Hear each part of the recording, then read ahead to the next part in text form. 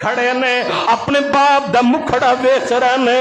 اپنے باپ دا دیدار کر رہے نے۔ اللہ پاک دی عزت دی قسم ہے،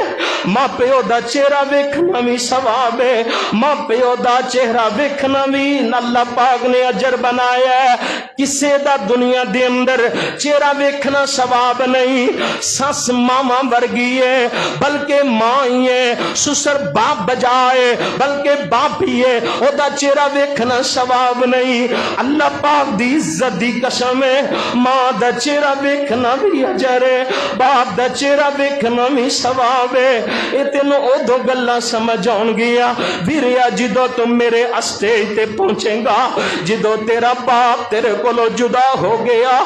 جدو تیری ماں تیرے کولو چلی گئی، ادو تینوں یہ گلاں سمجھ آن گیا۔ تو لبدا پھرے گا ہر پاسے اپنے باپ نو، لبدا پھرے گا اپنی ماں نو، پر ادو تینوں قبرستان تو علاوہ کتے ماں پیو دی ملاقات ہی نہیں ہوئے گی۔ انہاں نو ملن واسطے تینوں قبرستان جانا پوے گا، انہاں دے نال گل بات کرنے واسطے تینوں قبرستان جانا پوے گا۔ میں جڑی گل کر رہا سا، حضرت یوسف علیہ السلام اپنے باپ ول ویکھ رہے نے، باپ دا چہرہ ویکھ رہے نے، باپ دے چہرے دا دیدار کر رہے نے، باپ دے چہرے ول نظراں جمائیاں نے، تے باپ تخت تے چڑھ دے سار وخروا لہو سجدا، باپ سجدے پہ گیا، ویر بھی سجدے پہ گئے نے،